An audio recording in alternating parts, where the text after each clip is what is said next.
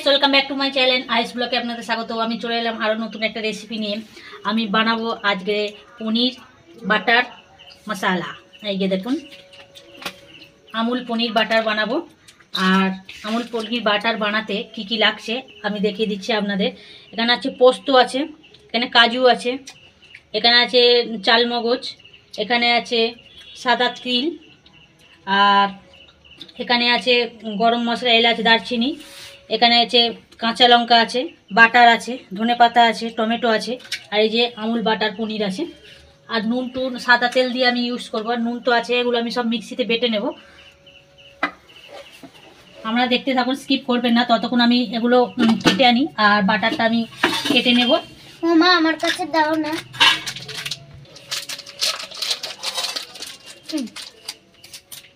ওই থালাটা দাও। এই যে দেখুন বাটারটা কত সুন্দর, দেখুন সফট। আমি দেখুন বাটার কাটছি। বাটারটা বেশি ঝাল দেবো না, কাটো, দাও আমার কাছে দাও। তুমি তো ভালো কাটছো, আর আমাকে দাও না তো। কত সুন্দর সফট দেখুন। আমি এবার চৌকোটা পিস পিস কাটবো। করে কেটে নেব। তুমি ওইটা কাটবে, তুমি ওইটা কাটবে।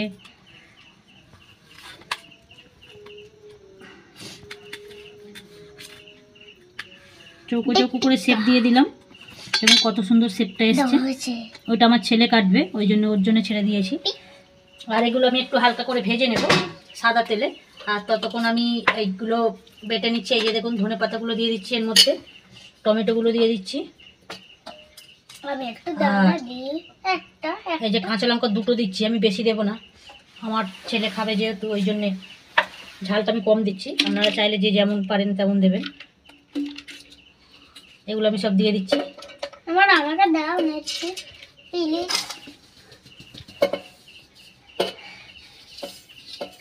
সবগুলো দিয়ে দিলাম এর মধ্যে। আমি মিক্সিতে পেস্ট করে আনবো, ততক্ষণ দেখতে থাকুন, স্কিপ করবেন না। এই যে আমি কটা কিশমিশও দিয়ে দিচ্ছি, বেশ মিষ্টি মিষ্টি ভাব আসবে, ওই জন্য আমি কিশমিশ কটা ইউজ করলাম।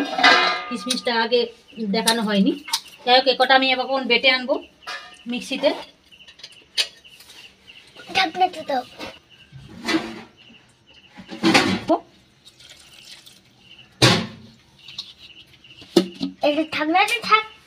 বসিয়ে দিয়েছি, গ্যাস জ্বালিয়ে দিলাম। আর রুটির সঙ্গে খাওয়া হবে। গরম গরম রুটি আমাদের বানানো হয়ে গিয়েছে। এই যে দেখুন, গরম গরম রুটির সঙ্গে আমুল বাটার পনির হবে। দেখতে থাকুন। আমি সাদা তেল দিয়ে দিচ্ছি কড়াই, আমি একটু হালকা করে ভেজে নেব সাদা তেল দিয়ে, তারপর বাটার ইউজ করব। এই যে সাদা তেলে আমি একটু বাটার দিয়ে দিচ্ছি।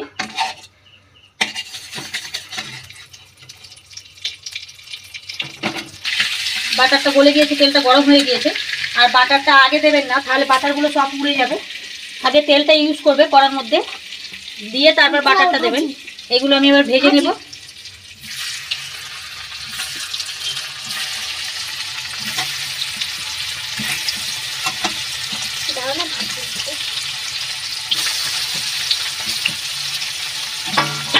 এগুলো আমি ভেজে নেবো বেশ। একটু নুন দিয়ে দেবো এর মধ্যে, হালকা আমি লবণ দিয়ে দিচ্ছি, তাহলে টেস্টটা ভালো হবে। আর সামথিং আমি হলুদ দিয়ে দিচ্ছি, সামথিং। ওটা আমি ভালো করে একটু নাড়িয়ে নেবো, একটু উল্টে পাল্টে।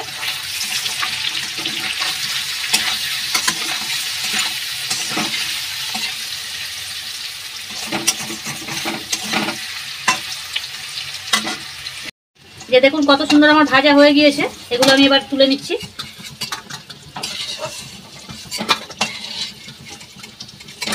লাল লাল করে ভেজে নিয়েছি, আপনারা একটু হালকা করে চাইলে ভাজতে পারেন। এই যে আমি এই তেলটার মধ্যে আমি একটু সাদা জিরে দিয়ে দিচ্ছি, আর এলাচ, দারচিনি, লবঙ্গ, আমি একটা লবঙ্গ দুটো ফাটিয়ে দেবো, এই এলাচ দুটো, একটু তেজপাতা দিয়ে দিচ্ছি। আর এখানে গরম মশলা, এলাচ, দারচিনিটা আমি দিয়ে দিলাম। এই যে দেখুন মশলাটা আমার বাটা হয়ে গিয়েছে কত সুন্দর মিহি করে। এবার আমি এই তেলের মধ্যে এটা দিয়ে দেবো।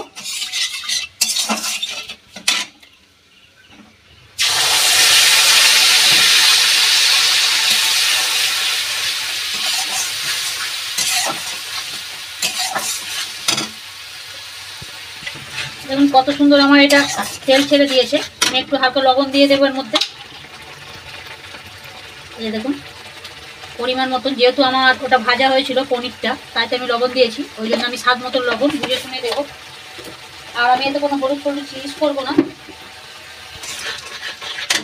হালকা হালকা আমি চিনি ইউজ করছি, একটু বেশ মিষ্টি মিষ্টি খেতে হবে।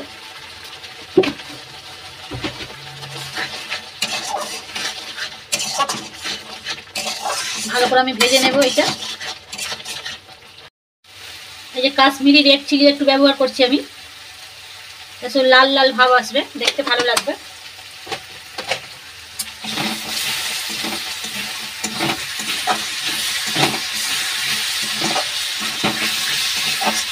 এবং কত সুন্দর আমার মশলাটা বেশ কষানো হয়ে গিয়েছে।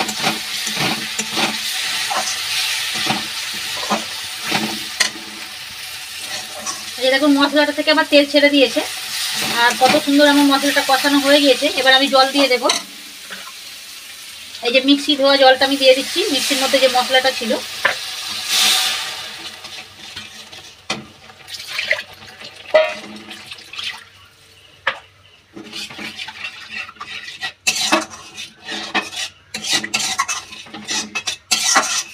এই দেখুন ওগুলো আমার ফুটে গিয়েছে, আমি দিয়ে দিচ্ছি এর মধ্যে পনিরটা।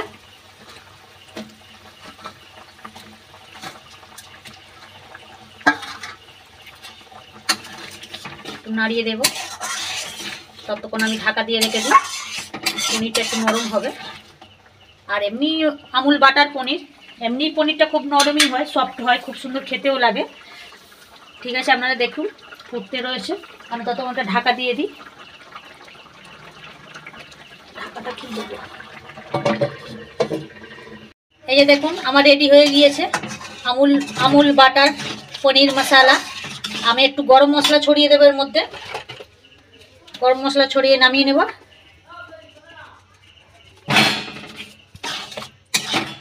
দেখুন কত সুন্দর হয়েছে।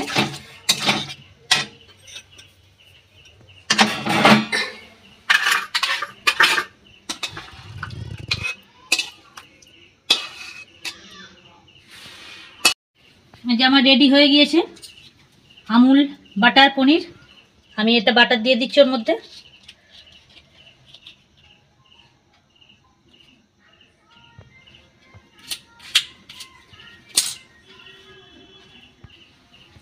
এই যে দেখুন আমার রেডি হয়ে গিয়েছে আমুল বাটার পনির, কত সুন্দর দেখতে লাগছে। দেখুন আপনারাও বাড়িতে ট্রাই করবেন আমার এই রেসিপিটাকে, আর লাইক কমেন্ট আর সাবস্ক্রাইব করবেন, আর পাশে থাকা বেল আইকনটা অবশ্যই প্রেস করবেন আরও নতুন নতুন রেসিপি পাওয়ার জন্যে। ওকে বন্ধুরা, এখন এই অবধি, আবার পরে ভিডিও নিয়ে আমি চলে আসবো আপনাদের কাছে।